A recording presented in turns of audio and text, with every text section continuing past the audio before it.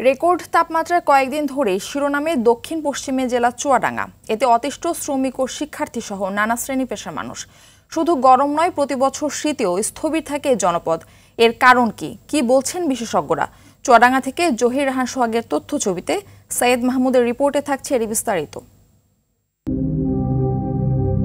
April মাসের অর্ধেকেই দেশের সর্বোচ্চ তাপমাত্রা রেকর্ড করা হয়েছে চুয়াডাঙ্গায়। মৃদু থেকে দিনে দিনে তাপমাত্রা হয়েছে তীব্র। 40 ডিগ্রি সেলসিয়াস তাপমাত্রা যেন এখানকার স্বাভাবিক ব্যাপার। আবার শীতের চিত্র পুরোপুরি উল্টো। আবহাওয়া অফিসের তথ্য বলছে, স্বাধীনতার পর 2014 সালের 21 মে সর্বোচ্চ 43.2 ডিগ্রি সেলসিয়াস তাপমাত্রা ছিল চুয়াডাঙ্গায়। আবার 2003 সালে সর্বনিম্ন 4.3 ডিগ্রি সেলসিয়াস তাপমাত্রার রেকর্ডও এই জেলার। আমাদের এই যে গরম আর শীতের মাঝে আমাদের জনজীবন অতিষ্ঠ।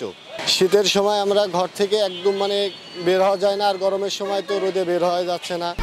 1, 2, 3 ঢাকায় জমি জিতে নিন 100% ক্যাশব্যাক সহ 20 কোটি টাকার পুরস্কার।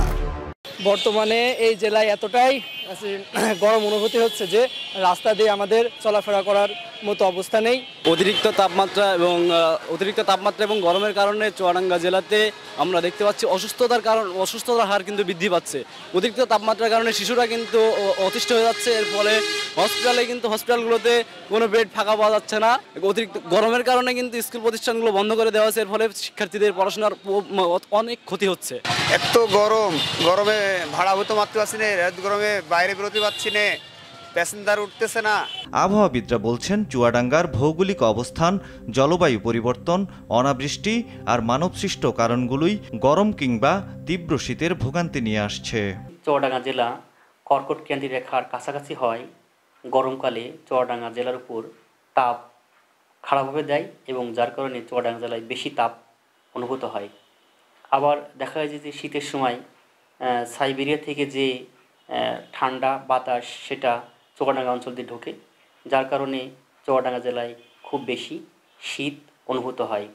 তাছাড়াও প্রাকৃতিকভাবে দেখা যায় যে চুয়াডাঙ্গা জেলা বা এর আশেপাশে গাছপালা কম, বা এখানে কোনো স্থায়ী জলাধার নেই, কোনো বড় নদী নেই, যার ফলে যে টেম্পারেচার অ্যাবজর্ব অথবা টেম্পারেচার যে মিনিমাইজ করা, এই দুটোই কোনোটাই করতে পারে না। এখন মধ্যপ্রদেশ, বিহার এবং পশ্চিমবঙ্গ খুবই উত্তপ্ত।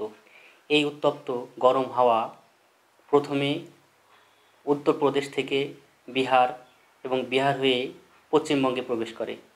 এই পশ্চিমবঙ্গ থেকে এটা বাংলাদেশে প্রবেশ করে। আর চুয়াডাঙ্গা বা তার পার্শ্ববর্তী জেলাগুলো হলো এই গরম হাওয়ার একমাত্র প্রবেশদ্বার। খুব কম বৃষ্টিপাত হচ্ছে, আর বৃষ্টিপাত কম হওয়ার কারণেও এই তাপমাত্রা সহজে রিলিজ হচ্ছে না। সাধারণত দেখা যায় যে বাংলাদেশে যে শীতটা আসে সেটা হিমালয় পাদদেশ থেকে খুব শুষ্ক বাতাস সাইবেরিয়া থেকে আসে, এবং সেটা বাংলাদেশে আসার আগে দুইটা ভাগে ভাগ হয়। একটা ভাগ উত্তর অঞ্চল দিয়ে রংপুর বিভাগ দিয়ে ঢোকে, এবং তার আরেকটা অংশ চুয়াডাঙ্গা জেলা এবং এর পার্শ্ববর্তী অঞ্চল দিয়ে প্রবেশ করে। 1, 2, 3 ঢাকায় জমি জিতে নিন 100% ক্যাশব্যাক সহ 20 কোটি টাকার পুরস্কার। এপ্রিলের সূর্য থেকে বাংলাদেশের অবস্থান অন্য সময়ের তুলনায় সবচেয়ে কাছাকাছি থাকে। তবে এমন পরিস্থিতি নিয়ন্ত্রণে কার্যকরী পদক্ষেপ নেই, বরং পরিবেশকে উল্টো বিপর্যয়ের দিকেই ঠেলে দিচ্ছে মানুষ। এমনটাই মত এই বিশেষজ্ঞের। এই এলাকায় ঘনবসতি, যে গাছপালা আছে সেগুলো মানুষ কেটে ফেলছে। তাছাড়া এখানে যানবাহন আছে, কিন্তু তার যে কার্বন ডাইঅক্সাইড সেগুলো নির্গমন, সেগুলোর কোনো অতিরিক্ত ব্যবস্থা নেই। বিভিন্ন ধরনের রাসায়নিক পদার্থ যেহেতু চাষ হয়, গুল্মজাতীয় উদ্ভিদের চাষ হয়, এইগুলোতে তারা প্রচুর কীটনাশক ব্যবহার করে, এগুলোরও কারণ। বিশেষজ্ঞরা বলছেন, পরিবেশের ভারসাম্য রক্ষায় দীর্ঘমেয়াদী পরিকল্পনায় জোর দিতে হবে।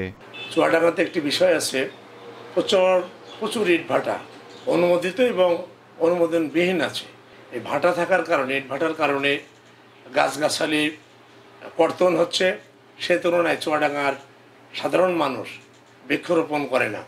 এজন্য বৃক্ষরোপণ এবং বনায়ন প্রকল্প ছাড়া চুয়াডাঙ্গা জেলার স্বাভাবিক প্রাকৃতিক অনুকূল পরিবেশ আনা সম্ভব না। আর যদি এই ধরনের প্রকল্প হাতে নেওয়া না হয়, তাহলে চুয়াডাঙ্গার জেলা অচিরেই প্রাকৃতিক বিপর্যয়ের সম্মুখীন হবে। সৈয়দ মাহমুদ, RTV।